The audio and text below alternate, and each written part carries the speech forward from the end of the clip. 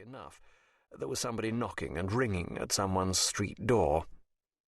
I was pretty well accustomed in my German street chambers to passing sounds.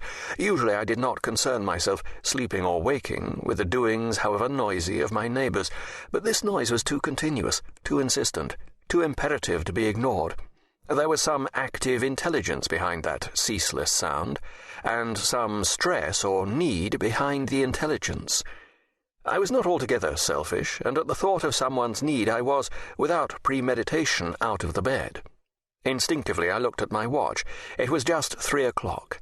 There was a faint edging of grey round the green blind which darkened my room. It was evident that the knocking and ringing were at the door of our own house, and it was evident, too, that there was no one awake to answer the call. I slipped on my dressing-gown and slippers and went down to the hall door. When I opened it, there stood a dapper groom with one hand pressed unflinchingly on the electric bell, whilst with the other he raised a ceaseless clangour with a knocker. The instant he saw me, the noise ceased. One hand went up instinctively to the brim of his hat, and the other produced a letter from his pocket. A neat brougham was opposite the door. The horses were breathing heavily as though they had come fast. A policeman, with his night lantern still alight at his belt, stood by, attracted to the spot by the noise. "Beg pardon, sir. I'm sorry for disturbing you, but my orders was imperative. I was not to lose a moment, but to knock and ring till someone came. May I ask you, sir, if Mr. Malcolm Ross lives here?" "I am Mr. Malcolm Ross." "Then this letter is for you, sir, and the brougham is for you too, sir." I took, with a strange curiosity, the letter which he handed to me. As a barrister, I had, of course, odd experiences now and then, including sudden demands upon my time, but never anything like this. I stepped back into the hall, closing the door too, but leaving it ajar. Then I switched on the electric light. The letter was directed in a strange hand, a woman's. It began at once, without "Dear Sir," or any such address. "You said you would like to help me if I needed it, and I believe you meant what you said. The time has come sooner than I expected. I am in dreadful trouble, and do not know where to turn or to whom to apply. An attempt has, I fear, been made to murder my father, though, thank God, he still lives, but he is quite unconscious.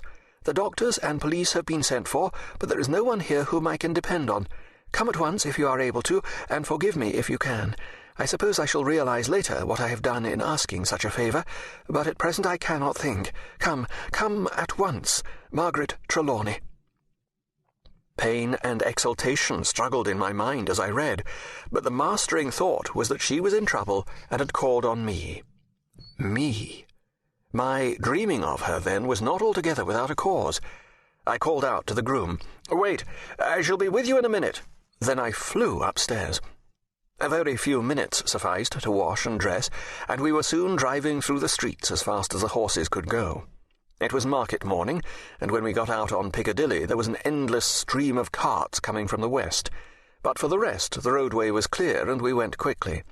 I had told the groom to come into the brougham with me so that he could tell me what had happened as we went along. He sat awkwardly with his hat on his knees as he spoke. "Miss Trelawney, sir, sent a man to tell us to get out a carriage at once, and when we was ready she come herself and gave me the letter and told Morgan, the coachman, sir, to fly. She said as I was not to lose a second, but to keep knocking till someone come." "Yes, I know, you told me. What I want to know is, why she sent for me? What happened in the house?" "I don't quite know myself, sir, except that master was found in his room senseless, with the sheets all bloody and a wound on his head. He couldn't be waked, nohow. 'Twas Miss Trelawney herself as found him." "How did she come to find him at such an hour? It was late in the night, I suppose." "I don't know, sir. I didn't hear nothing at all of the details." As he could tell me no more, I stopped the carriage for a moment to let him get out on the box. Then I turned the matter over in my mind as I sat alone. There were many things which I could have asked the servant, and for a few moments after he had gone I was angry with myself for not having used my opportunity. On second thought, however, I was glad the temptation was gone. I felt that it would be more delicate to learn what I wanted to know of Miss Trelawney's surroundings from herself, rather than from her servants. We bowled swiftly along Knightsbridge, the small noise of our well-appointed vehicle sounding hollowly in the morning air. We turned up the Kensington Palace Road, and presently stopped opposite a great house on the left-hand side, nearer, so far as I could judge, the Notting Hill than the Kensington end of the avenue. It was a truly fine house, not only with regard to size, but to architecture. Even in the dim, grey light of the morning, which tends to diminish the size of things, it looked big. Miss Trelawney met me in the hall. She was not in any way shy. She seemed to rule all around her with a sort of high-bred dominance, all the more remarkable as she was greatly agitated and as pale as snow. In the great hall were several servants, the men standing together near the hall door, and the women clinging together in the further corners and doorways. A police superintendent had been talking to Miss Trelawney. 2 men in uniform and 1 plain-clothes man stood near him. As she took my hand impulsively, there was a look of relief in her eyes, and she gave a gentle sigh of relief. Her salutation was simple. "I knew you would come." The clasp of the hand can mean a great deal, even when it is not intended to mean anything especially. Miss Trelawney's hand somehow became lost in my own. It was not that it was a small hand. It was fine and flexible, with long, delicate fingers, a rare and beautiful hand. It was the unconscious self-surrender, and though at the moment I could not dwell on the cause of the thrill which swept me, it came back to me later. She turned and said to the police superintendent, "This is Mr. Malcolm Ross." The police officer saluted as he answered, "I know Mr. Malcolm Ross, miss. Perhaps you will remember I had the honour of working with him in the Blackstone coining case." I had not at first glance noticed who it was, my whole attention having been taken with Miss Trelawney. "Of course, Superintendent Dolan, I remember very well," I said as we shook hands.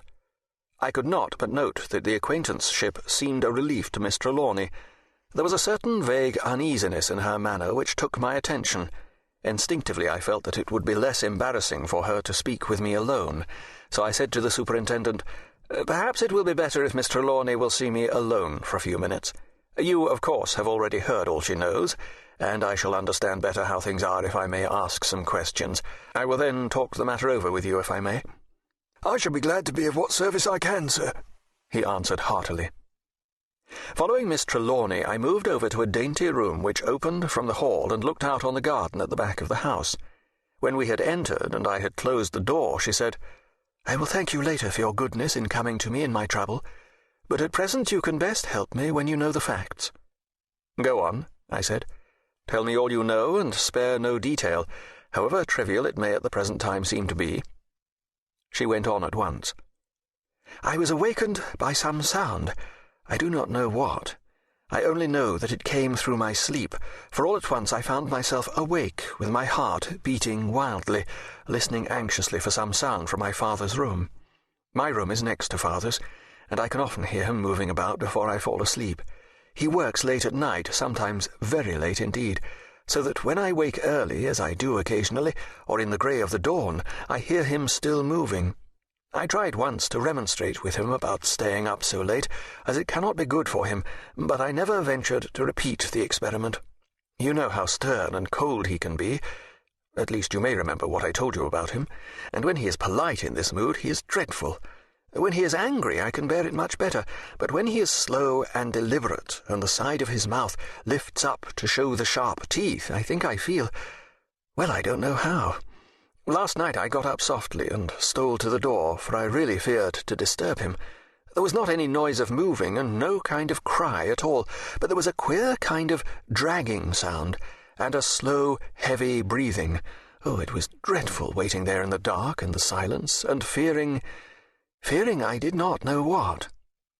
At last I took my courage à deux mains, and turning the handle of the door as softly as I could, I opened the door a tiny bit.